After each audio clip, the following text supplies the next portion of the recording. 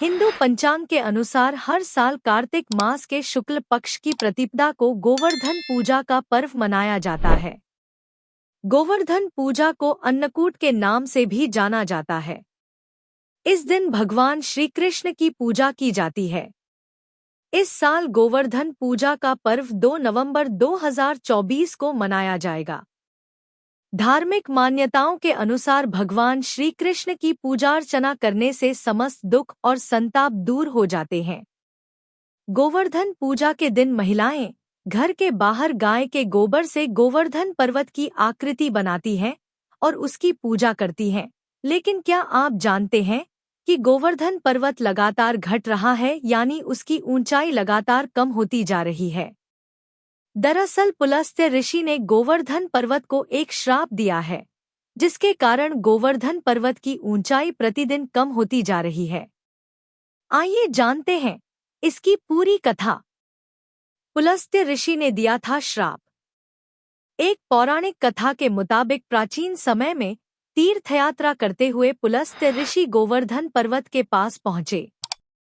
यहाँ गोवर्धन की सुंदरता देखकर वह मंत्रमुग्ध हो गए और उन्होंने द्रोणाचल पर्वत से निवेदन किया कि आप अपने पुत्र गोवर्धन को मुझे दे दीजिए। मैं उसे काशी में स्थापित करना चाहता हूँ और वहाँ रहकर उनका पूजन करूँगा।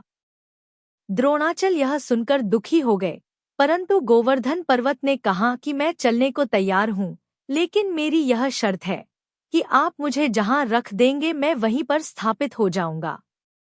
यह सुनकर पुलस्त्य ऋषि ने गोवर्धन की बात मान ली।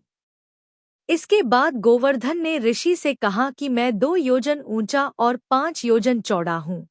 आप मुझे काशी तक कैसे ले जाएंगे?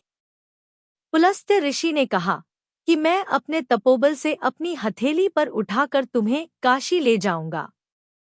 जब ऋषि वहां से जा रहे थे तो रास्ते में ब्रज आया, जिसे देखकर गोवर्धन सोचने लगे कि भगवान श्री कृष्ण राधा के साथ बाल्यकाल और किशोरकाल यहाँ आकर बहुत सी लीलाएं करेंगे।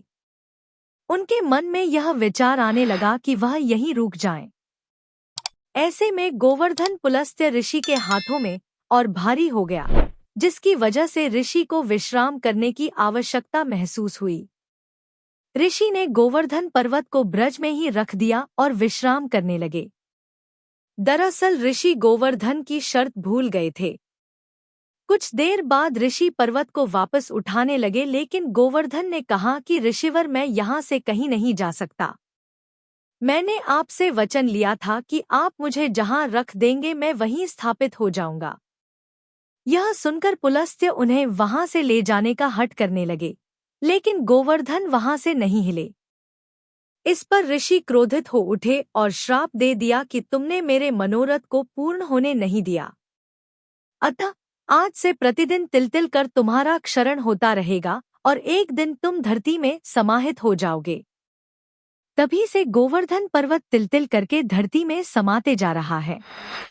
मान्यता है कि कलयुग के अंत तक यह धरती में पूरी तरह समा जाएगा। अगर ये वीडियो आपको पसंद आई हो तो वीडियो को लाइक कर दीजिए और साथ ही ऐसी ही जानकारी भरी वीडियो के लिए हमारे चैनल को सब्सक्राइब जरूर कर लें।